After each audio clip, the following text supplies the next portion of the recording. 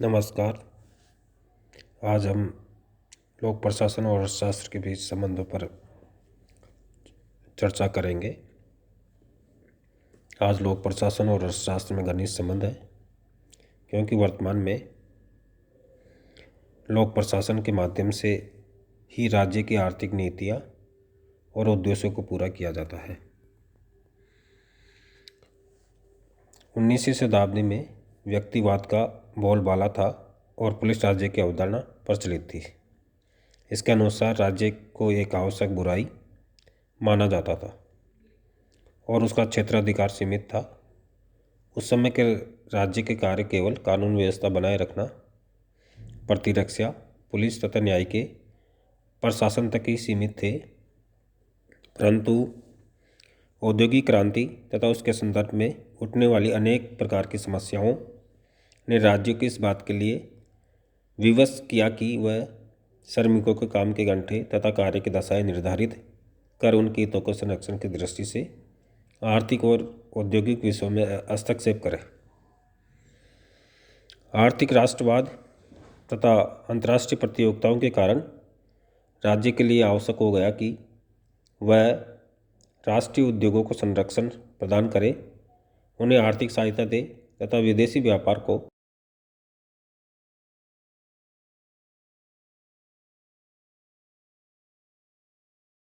से प्रवेश करने और अपने सार्वजनिक उद्योगों को आरंभ करने व चलाने के लिए विवश हो गया।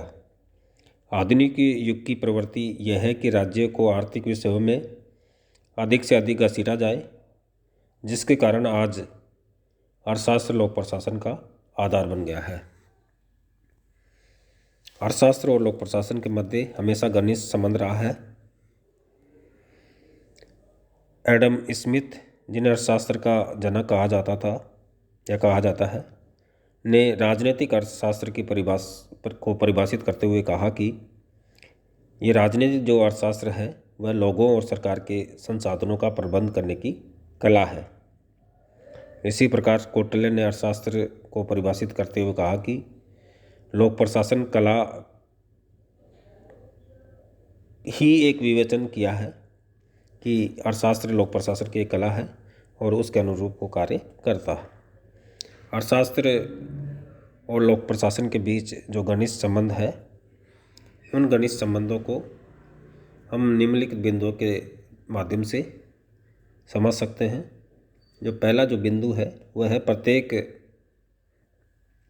प्रशासकीय नीति को उसके आर्थिक परिणामों की दृष्टि से देखना पड़ता है।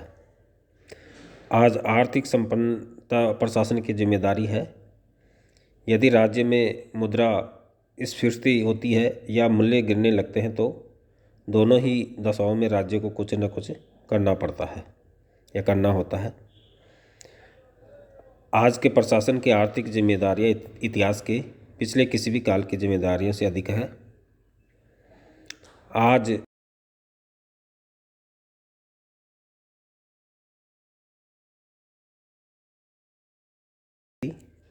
आज लोक कल्याणकारी और प्रशासनिक जो कार्य है सभी प्रकार के कार्य करती है। वर्तमान सरकारों की प्राय सभी सरकारी नीतियों का आर्थिक रूप होता है। अतः आज के प्रशासन के लिए आर्थिक समस्याओं को समझना और उनका हल निकालना अत्यंत ही आवश्यक हो गया है। दूसरा जो पॉइंट है वह है लोक कल्याण से प्रेरित आर्थिक योजनाओं का क्रियान्वयन प्रशासन द्वारा।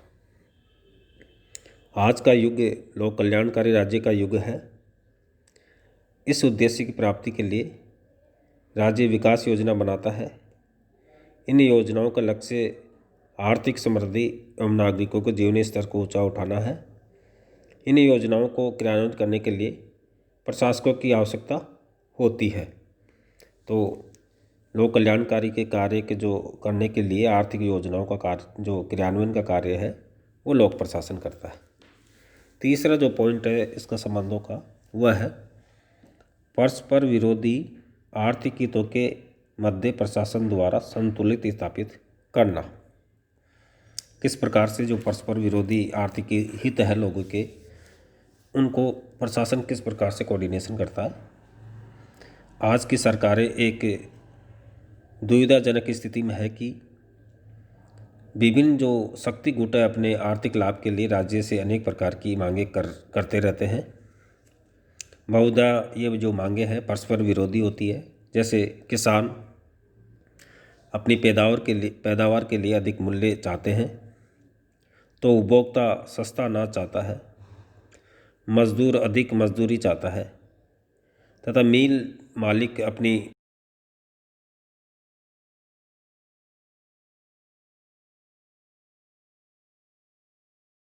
और दूसरी ओर नए कर लगाने का विरोध करते हैं।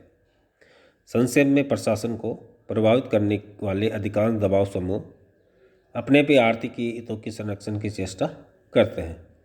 इस परस्पर विरोधी मांगों के बीच समन्वय स्थापित करने और देश के आर्थिक प्रगति को ओर ले जाना प्रशासन का कर्तव्य माना जाता है।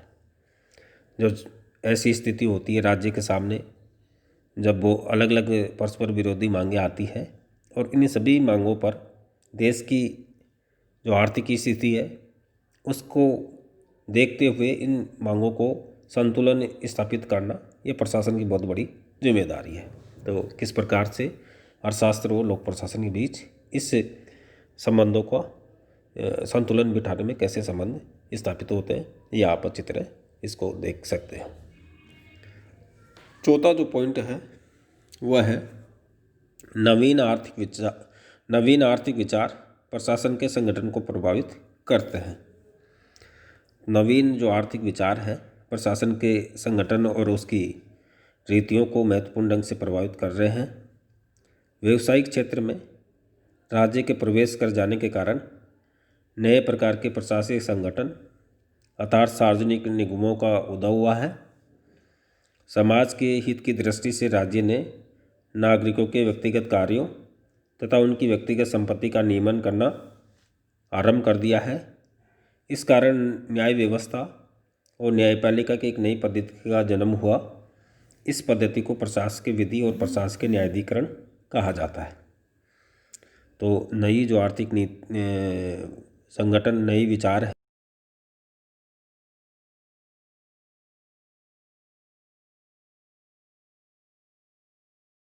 फंसता चले जाता है राज्य, तो त्यों उसे आर्थिक और औद्योगिक लोक सेवाओं की संगठन की दृष्टि से सोचना पड़ रहा है।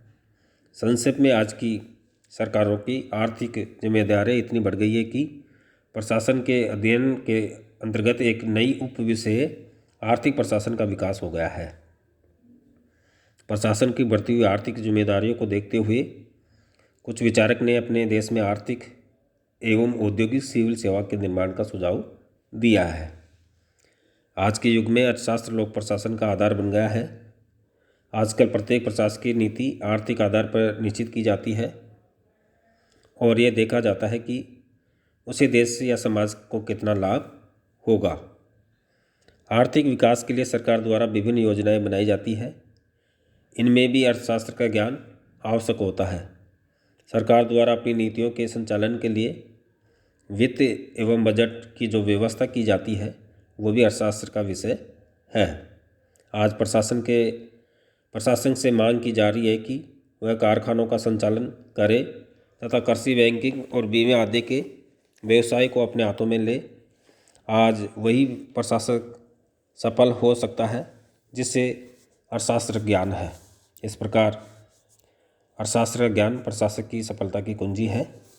तो हम ये कह सकते हैं कि लोक प्रशासन और अर्थशास्त्र के बीच जो संबंध है वो संबंध लोक प्रशासन में बहुत सारी कुछ ऐसी बातें हैं साझी है जो, लेकिन ऐसा नहीं कि वो सदा साझी रही हो।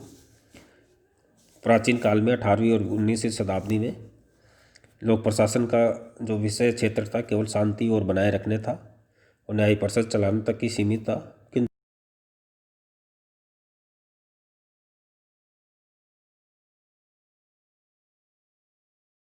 तो इन औद्योगिक क्रांति की जो समस्या थी, तो इन समस्या को हल करने के लिए राज्य को आर्थिक और औद्योगिक क्षेत्र में हस्तक्षेप करना पड़ा, क्योंकि जो श्रमिक है उनके कार्य के घंटे निश्चित करना, उनकी सेवा शर्तें निश्चित करना, उनके कानून बनाना, ये राज्य का प्रमुख कार्य हो गया।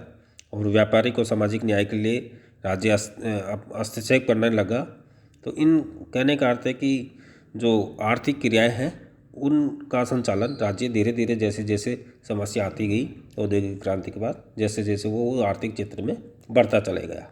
और आज आर्थिक क्रियाकलाप करते हैं और लोक प्रशासन ने अपने कई ऐसे सिद्धांत हैं और सिद्धांतों को अर्थशास्त्र से लिया है, इसलिए लोक प्रशासन अर्थशास्त्र का ऋणी है।